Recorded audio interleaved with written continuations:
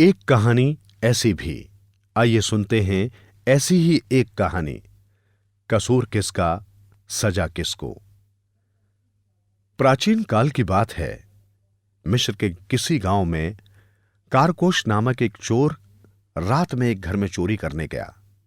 वो खिड़की के पास जाकर उसे तोड़ने की कोशिश करने लगा। खिड़की कमजोर थी, इस कारण वो एक ही झटके में उसके पैरों के ऊपर गिर पड़ी। चोर चीखता चिल्लाता वापस लौट गया। दूसरे दिन लंगड़ाता हुआ वो चोर राज दरबार में पहुंचा और राजा से बोला, महाराज, मैं एक चोर हूं। कल मैं एक घर में चोरी करने गया, लेकिन उस मकान की खिड़की को मैंने जैसे ही धक्का दिया, वो टूटकर मेरे पैरों पर गिर पड़ी। मेरा पैर टूट गया। राजा सनकी था।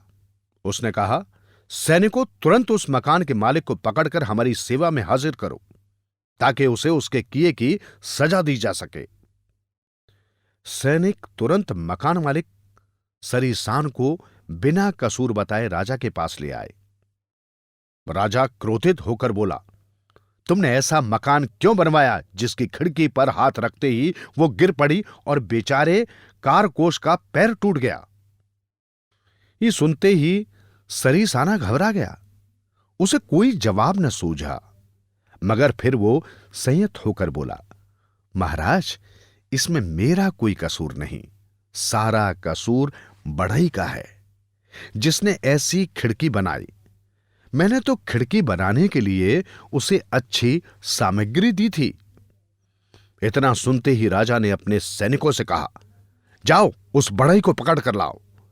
सैनिक बढ़ई को पकड़ लाए। बढ़ई घबराता हुआ राजा के समक्ष पहुंचा। राजा गुर्राया, क्यों रे बढ़ई, जब सरीसान ने तुम्हें अच्छी सामग्री दी थी तो तुमने खिड़की खराब क्यों बनाई? हाथ लगते ही वो गिर पड़ी और कारकोश लंगड़ा हो गया। बढ़ई ने भी चतुराई दिखाई और बोला, महाराज, इसमें मेरा कोई दोष नहीं है। दोष उस सुंदरी का है जो लाल घाघरा पहन वहां से गुजर रही थी। मैं उसे देखने लगा और कील गलत लग गई। राजा ने पुनः आदेश दिया, सैनिकों, उस लड़की को तुरंत हमारे समक्ष प्रस्तुत किया जाए। लड़की के आते ही राजा गुस्से से बोला, सुंदरी, तुम लाल घाघरा पहनकर उस जगह से क्यों गुजरी जहां वो बढ़ई काम कर रहा था? तुम्हें देखने के कारण इसने कील गलत जगह लगा दी और खिड़की गिरने से कारकोश का पैर टूट गया। सुंदरी बोली, महाराज, मुझे ये सुंदर रूप तो भगवान ने दिया है, लेकिन इतना अच्छा घाघरा रंगरेज ने तैयार किया है। राजा ने अपने सैनिकों की ओर देखा। सैनिक समझ गए और तत्काल रंगरेज को घसीटकर दरबार में ले आए। राजा ने रंगरेज से कहा, तुमने सुंदरी के घाघरे को इतना अच्छा क्यों बना दिया कि लड़की की सुंदरता बढ़ गई? इस कारण बढ़ई उसे देखने लगा और कील गलत जगह लग गई। फलस्वरूप कारकोश लंगड़ा हो गया, इसलिए तुम्हें फांसी की सजा दी जाती है।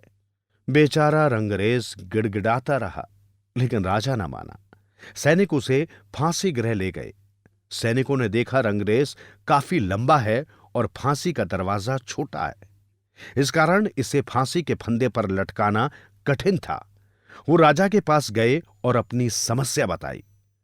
राजा सनकी तो था ही, बोला, हमारा फैसला अटल है। अगर ये रंगरेज लंबा है तो किसी छोटे रंगरेज को पकड़कर उसे फांसी दे दी जाए। ये सुनते ही सैनिक एक छोटे रंगरेज को ढूंढ कर लाए और उसे फांसी पर लटका दिया।